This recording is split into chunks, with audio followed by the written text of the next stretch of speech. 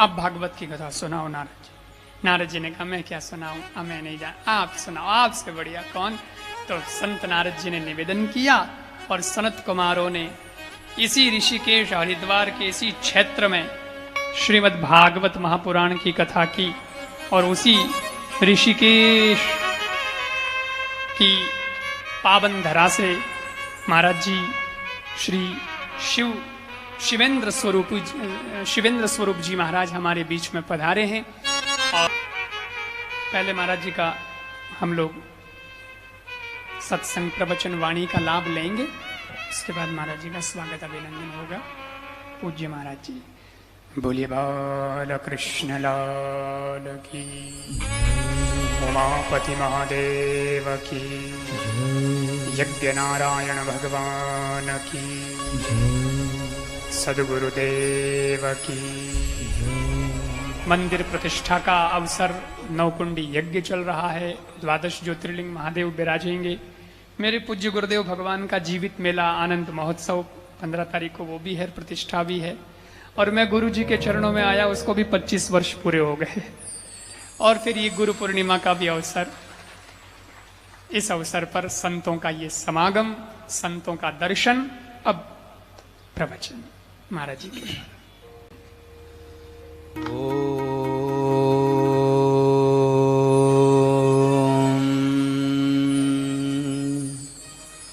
स्वस्ति नो श्रीमन्महागणाधिपतये नमः। श्री सरस्वत्यै नमः। श्री सद्गुरु चरणकमलेभ्यो नमः। संपूजकानां परिपालकानां जितेन्द्रियाणां च तपोधनानां देशे च राष्ट्रे च कुले च राज्ये करोतु शान्तिर्भगवान् गणेशः। गुरुर्ब्रह्मा गुरुर्विष्णु गुरुः देवो महेश्वरः। गुरुः साक्षात् परब्रह्म तस्मै श्रीगुरवे नमः।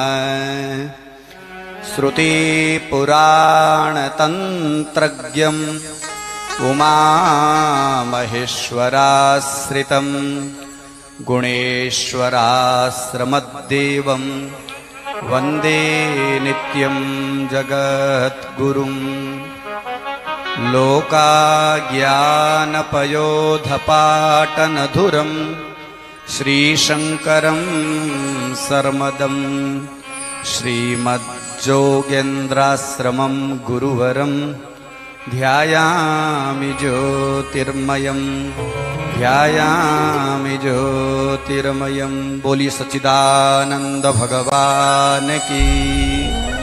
श्रीमद्भागवत महापुराण की।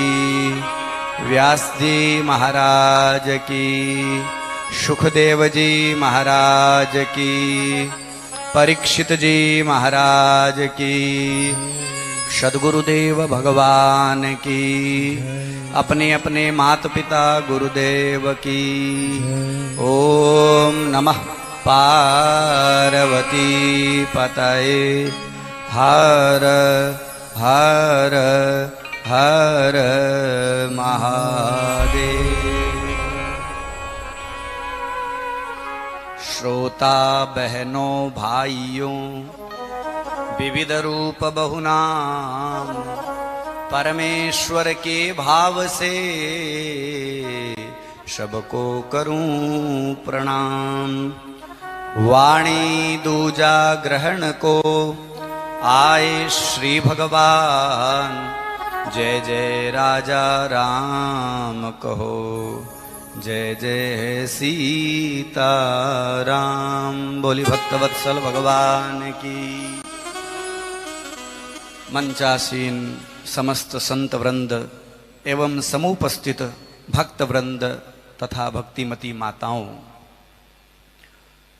बड़ा ही सुंदर सुअवसर। सनातन धर्म में 4 वेद, 6 शास्त्र, 18 पुराण, अनेक स्मृतियां और अनेक उपनिषद, उन समस्त धर्म ग्रंथों में जीव के कल्याण का मार्ग महापुरुषों ने वर्णित किया है। और उन समस्त धर्म ग्रंथों में मानव योनि की प्रशंसा समस्त शास्त्रकारों ने अपने अपने स्वचिंतन के माध्यम से भूरी भूरी प्रशंसा की है। श्रीमद् भागवत महापुराण में भी स्वयं वेद व्यास जी लिखते हैं, दुर्लभो मानुषो देह। और रामचरित मानस में तो एकदम सरल भाषा में गोस्वामी जी कहते हैं, बड़े भाग मानुष तन पावा। 84 लाख योनियों का वर्णन मिलता है। जीव जब 83,99,999 योनि भोग लेता है, उसके बाद में इस जीव को इस मानव योनि की प्राप्ति होती है। सज्जनों, माता बहनों, भाइयों, आप तो पूज्य महाराज श्री के मुखार विंद से दिव्य सत्संग का रसास्वादन कर रहे हैं, निरंतर करते रहते हैं। आप भाग्यशाली हैं। संत समागम हरि कथा तुलसी दुर्लभ दोई, धन लक्ष्मी दारा सुत पापी के भी होई। कितना बड़ा अद्भुत संगम है, संतों का सानिध्य है और भगवान की दिव्य कथा। हमारे सामने जो दिव्य कथा है ना, श्रीमद् भागवत महापुराण, आप इसको साधारण कथा मत मानिएगा। ये साक्षात भगवान का वांगमय स्वरूप है। श्रीमद् भागवताख्योयम प्रत्यक्ष कृष्ण एव ही श्री कृतोषी मयानाथ मुक्त्यर्थम भवसागर। ये जो सामने सदग्रंथ रखा हुआ है, ये कोई पोथी नहीं है, ये पुस्तक नहीं है। कृष्ण एव ही, संस्कृत भाषा में एव शब्द का प्रयोग निश्चित के लिए किया जाता है। निश्चित रूप से ये जो हमारे सम्मुख विराजमान सदग्रंथ है, वो साक्षात भगवान का वांगमय स्वरूप है।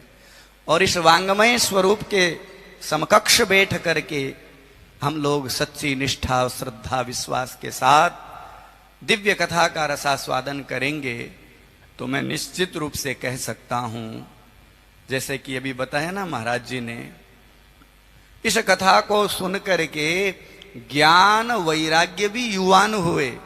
और आगे भी आप श्रवण करेंगे, इस कथा के प्रभाव से धुंधकारी जैसा प्रेत भी इस कथा को सुनकर के मुक्त हुआ। सज्जनों, हमें जो मानव योनि मिली है, 84 लाख योनियों में जो मानव योनि को इतना श्रेष्ठ बताया गया, जीव को मेरे हिसाब से नित्य चिंतन करना चाहिए। 3 प्रश्नों का चिंतन करना चाहिए। पहला, मैं कौन हूं? दूसरा, मैं कहां से आया? और तीसरा, मुझे कहां जाना है? मैं कौन हूं, मैं कठ से आयो और मन कठ जानो है। इन 3 प्रश्नों का जीव को नित्य चिंतन करना चाहिए। और जब तक जीव इन 3 प्रश्नों के समाधान के लिए प्रयत्न नहीं करता, तो उसकी मानव योनि लेना व्यर्थ है। शास्त्र कहता है, तेनर भुवि भार रूपा मनुष्य रूपेण मृगाश्चरन्ति। वह मनुष्य इस धरती पर भार है। भले ही उसने मानव योनि में जन्म ले लिया, लेकिन महाराज, उस मानव योनि की सार्थकता तभी है जब ये जीव मैं कौन हूं, मैं कहां से आया और मुझे कहां जाना है, इन 3 प्रश्नों के समाधान के लिए जो निरंतर प्रयास करता है, शास्त्र चिंतन करता है, संतों का समागम करता है, भगवत चरणार विंद का अनुगमन करता है, भगवान की दिव्य कथा का रसास्वादन करता है, वही मानुष इन 3 प्रश्नों का समाधान करके उस परम धाम को प्राप्त करता है। केवल मनुष्य योनि में जन्म लेने मात्र से कल्याण नहीं होगा। आप लोग श्रीमद् भागवत महापुराण के द्वितीय स्कंद में श्रवण करेंगे। तीसरे अध्याय में सुखदेव जी महाराज राजा परीक्षित को प्रश्न किया, म्रियमाण पुरुषम किम कर्तव्यम। राजा परीक्षित ने सुखदेव जी के चरणों में प्रश्न किया, मरणासन व्यक्ति को क्या करना चाहिए। सुखदेव जी महाराज ने अलग अलग प्रकार से समाधान किया। द्वितीय स्कंद के अध्यायों में 10 जो अध्याय है उनमें क्रम मुक्ति बताई, योगियों के अनुसार सद्य मुक्ति बताई, लेकिन वहां पर एक बात बताई सुखदेव जी ने राजा परीक्षित को कि देख राजन, ये लोग मानव योनि में भी जन्म लेकर के कल्याण के लिए प्रयास नहीं करते, फिर भी ये लोग भोग विलास में लगे रहते हैं, अपने लक्ष्य से भ्रमित हो चुके हैं। ऐसे जो लोग हैं इस धरती पर, उनको 4 पशु उनकी स्तुति करते हैं। आप गौर से सुनिएगा, इस धरती पर 4 पशु ऐसे हैं जो हम लोग बैठे हैं ना, इनकी स्तुति करते हैं। 4 पशु कौन कौन से? स्वविड वराह उष्ट्र खरही संस्तुत्य, भागवत का श्लोक है। श्व यानी श्वान, कुत्ता। विडवराह कहते हैं सुअर को, उष्ट्र ऊंट को, खरई यानी गधा। 4 पशु इस धरती पर ऐसे हैं जो कुछ लोगों को देख करके बड़े प्रसन्न होते हैं, उनकी स्तुति करते हैं, बड़े राजी होते हैं। पहला श्वान, पहला पशु है श्वान यानी कुत्ता। कुत्ता किसकी स्तुति करता है? बोले जिसका स्वभाव कुत्ते जैसा हो। हमारे परिवार में भी, समाज में भी ऐसे लोग होते हैं जिनका स्वभाव, भले ही मानव योनि में उन्होंने जन्म ले लिया, लेकिन उनका आचरण स्वानवत होता है। अब कुत्ते का स्वभाव आप जानते हो, बार बार लकड़ी लेकर के उसको भगाते हैं, भग जा यहां से, फिर भी वो पूंछ हिलाते हुए आ जाता है। हमारे समाज में भी, परिवार में भी ऐसे लोग हैं जिनको परिवार के लोग कहते हैं, बाबा जी बैठ के भजन करो, पंचायती मत करो, लेकिन फिर भी वो नहीं मानते हैं, पूंछ हिलाते रहते हैं। ऐसे लोगों को देख करके कुत्ता बड़ा प्रसन्न होता है, ले भाई ये तो अपना भाईपा है, ये तो अपना परिवार है। भले ही इसने मानव योनि में जन्म ले लिया, लेकिन इसका आचरण हमारे समान ही है। दूसरा पशु है विडवराह, सुअर को कहते हैं। सुअर का स्वभाव आप लोग जानते हैं कैसा होता है। गंदी वस्तु खाता है, गंदी वस्तु का पान करता है और गंदी नाली में पड़ा रहता है। इस धरती पर भी ऐसे लोग हैं जो गंदी वस्तु का सेवन करते हैं, गंदी वस्तु का पान करते हैं, मदिरा इत्यादि का, और वो नाली में पड़े रहते हैं। सुअर आके उनका मुंह चाटते रहते हैं। सुअर बड़े प्रसन्न होते हैं, देखो ये भी अपना भाईपा है, ये भी अपना ही परिवार है। ऐसे लोगों की स्तुति सुअर करता, विडवराह। तीसरा पशु है उष्ट्र, ऊंट। ऊंट जो होता है वो अहंकार का प्रतीक होता है, उसकी गर्दन सदैव तनी रहती है। इस धरातल के ऊपर भी ऐसे महापुरुष लोग हैं कई, जिनकी महाराज गर्दन नीचे झुकती ही नहीं है। किसी को धन का मद है, किसी को ज्ञान का मद है, किसी को पद का मद है, किसी को सौंदर्य का अहंकार है। ऐसे लोगों को देख करके ऊंट भी बड़ा राजी होता है, मैं अकेला नहीं हूं, ये भी मेरा ही भाईपा है, ये मेरे ही प्रेमी है। और चौथा पशु है खरई यानी गधा। इस धरती पर गधा भी ऐसे लोगों को देख करके प्रसन्न होता है जिनका आचरण गधे जैसा होता है।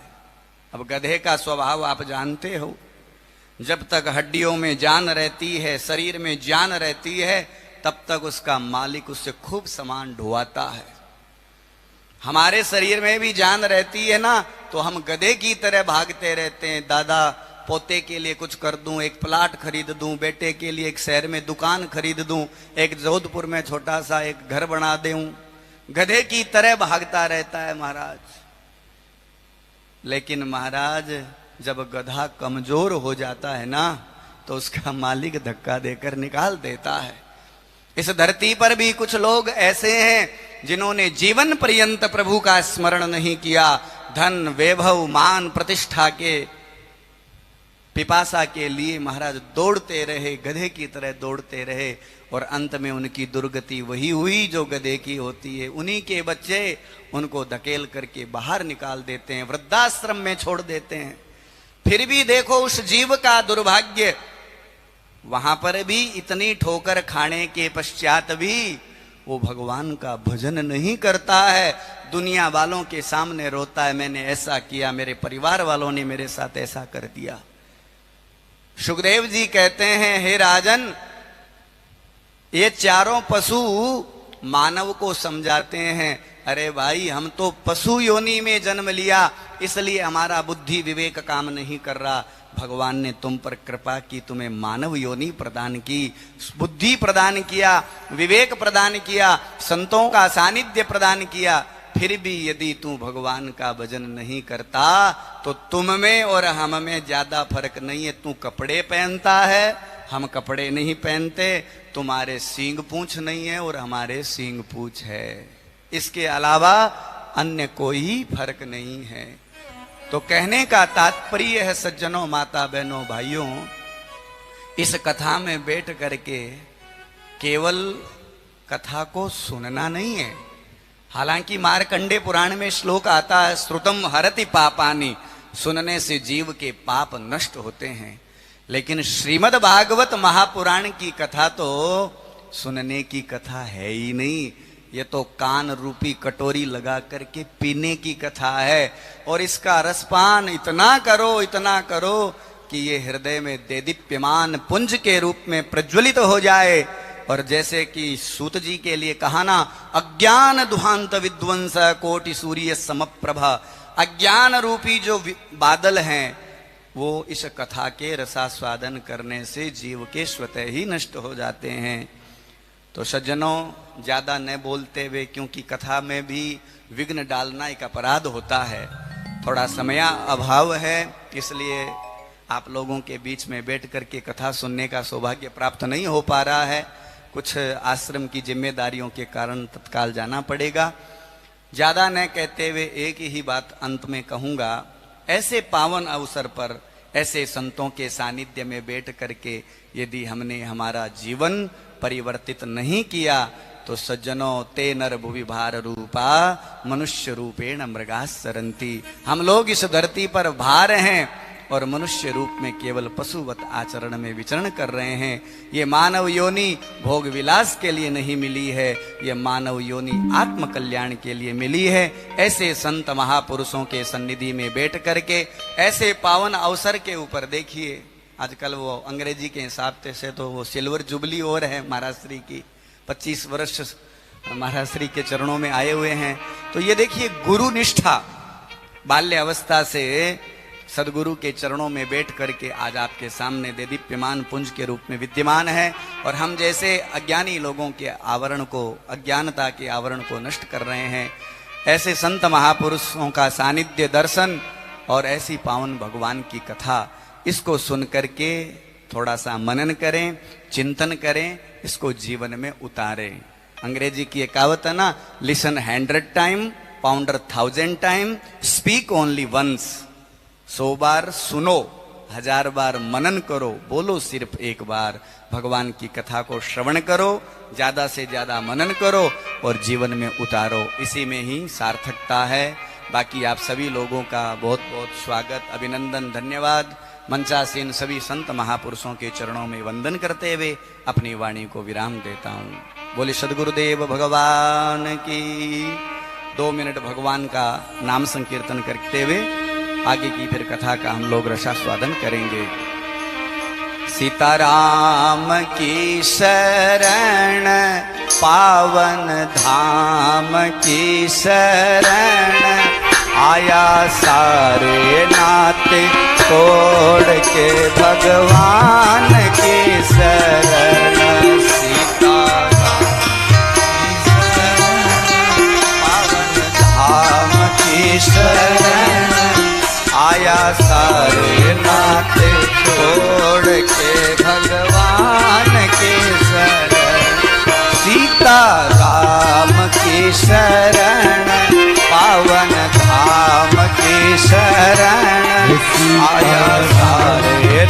नाते तोड़ के भगवान के शरण। सीताराम की शरण श्याम की शरण आया अरे नाते तोड़ के भगवान की शरण। सीताराम सीताराम सीताराम सीताराम सीताराम सीताराम सीताराम सीताराम।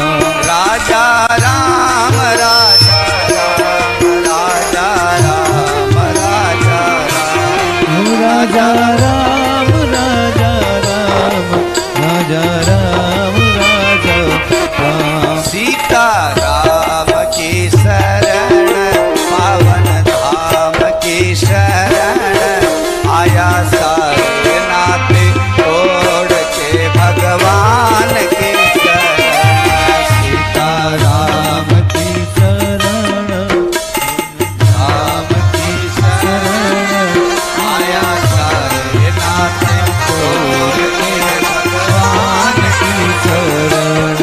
आया सारे नाते तोड़ के भगवान के शरण।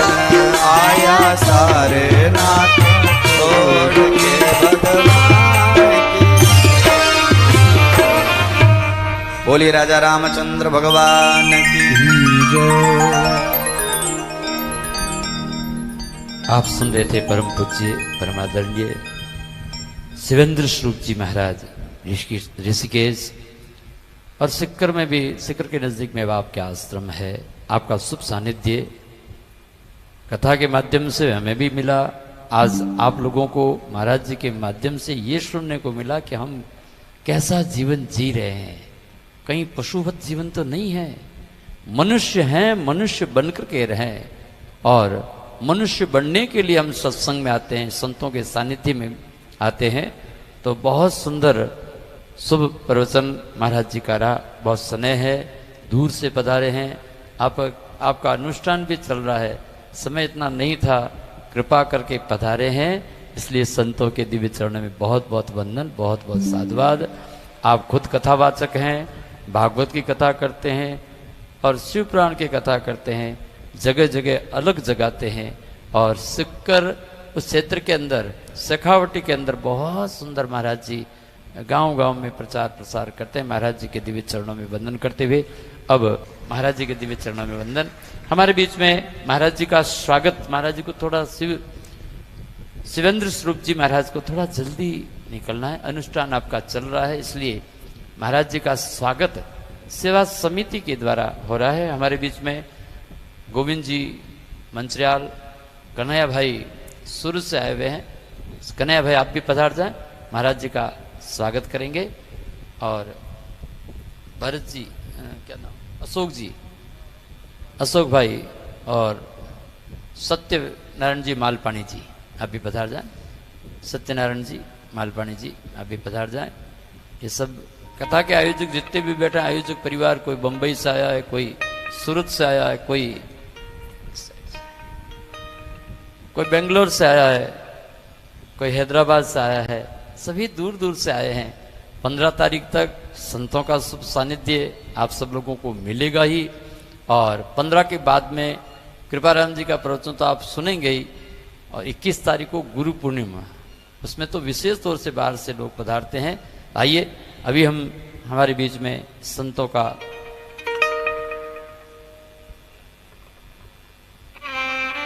एक बार आप लोग भी करतल ध्वनि से महाराज जी का उधर देखो।